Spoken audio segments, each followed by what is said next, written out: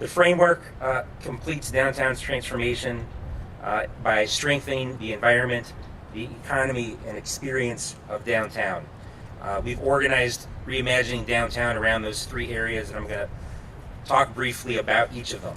I'm going to begin with the environment, because a strong urban core begins with a clean, safe, and attractive environment where employees, residents, and visitors feel safe and comfortable. At Downtown Cleveland Alliance, we're hiring 20 more ambassadors, including safety specialists, trained in community outreach and de-escalation tactics that can provide transportation to area treatment facilities for those in need. They're backed up, of course, by our partners at the Department of Public Safety and the Cleveland Division of Police. We're expanding our partnerships with social services and the Cleveland Division of Police for improved crisis intervention and case management for individuals struggling with mental health and addiction. And then earlier this year, to make sure that we're maintaining our public infrastructure and keeping it attractive, we launched a new digital reporting system to notify the city of public spaces that are in need of infrastructure repair and maintenance. And then we're working with the city and property owners as appropriate to develop remediation plans.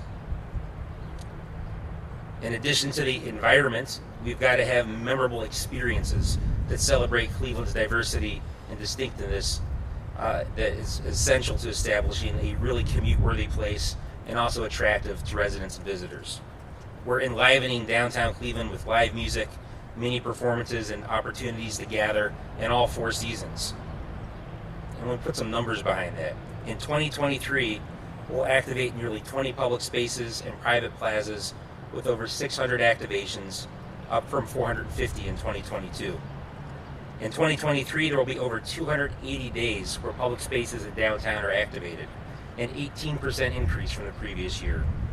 We're also working with our partners at Destination Cleveland to animate downtown buildings and alleys with public art and lighting. There are 4 murals currently in the works, 2 sponsored by Downtown Cleveland Alliance, 2 sponsored by Destination Cleveland, and we really look at every alley and every building as a potential canvas to be brightened up with art and lighting, again, to make a great experience in downtown Cleveland. Having that clean, safe, welcoming environment, having those great experiences leads to having a strong economy where we're growing jobs and businesses, curating vibrant storefronts, encouraging residential development at all price points, and building a really multimodal network. Let me share a few of the initiatives that are in the Reimagining Downtown plan that are moving our economy forward in downtown. We're implementing a retail action plan. We're working with StreetSense, a national consultancy firm that works with downtown organizations nationally on developing retail plans.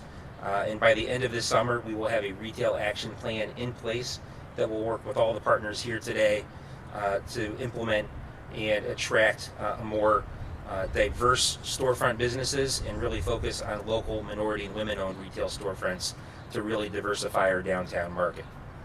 We're emphasizing mobility options.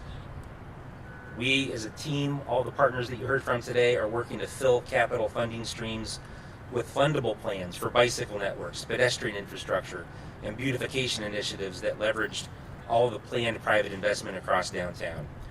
We'll initiate and complete the Hope Memorial Bridge Loop in the Superior Midway, and we'll expand from those bike infrastructure networks to build a downtown-wide network that connects not just the districts of downtown, but all of the surrounding neighborhoods with a great bicycle and pedestrian experience.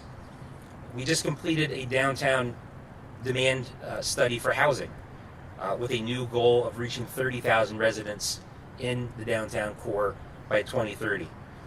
We're advocating to achieve that for an expanded Ohio Historic Preservation Tax Credit and the Federal Downtown Revitalization Act, which will help convert more office space into new uses. As Mayor Bibb mentioned, Cleveland has become not just a state leader, but a national leader in repurposing legacy office space to new uses. We're going to double down on that strategy and continue to grow the downtown residential population. But we also know we need to modernize our office buildings. And so we're working with the city, county, Greater Cleveland Partnership, and Team NEO on strategies to modernize office buildings and attract new businesses. Even as we reimagine and repurpose many of the spaces in downtown, it's important not to prematurely wave the white flag on business attraction. We're working, again, with the mayor to modernize economic development programs, processes, and marketing strategies. As the mayor said today, and at the State of the City, Cleveland is open for business, and they're modernizing their economic development programs to support business attraction and continue to grow the city. We've talked a lot this morning, and we've talked a lot as a city about connecting our public assets and connecting the core to both shores. Great cities have strong cores. Special cities connect those cores to great waterfronts and surrounding neighborhoods.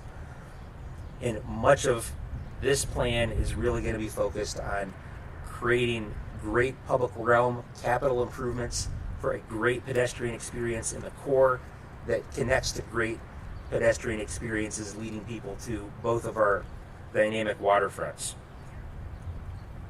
We'll work with the city and county and all the partners to create and complete North Coast Harbor improvements, everything from bulkheads and bollards to irrigation and lighting to landscaping and great experience for people to enjoy on the lakefront. We'll complete Canal Basin Park on the riverfront. We'll enhance the bicycle and pedestrian connections between the core and the Columbus Road and Scranton Peninsulas. And we'll secure funding to repair bulkheads along the Cuyahoga River. And again, those connections within the core and between the core and the shores are going to be essential to reimagining downtown and making it the post-pandemic place that we know and when it can be.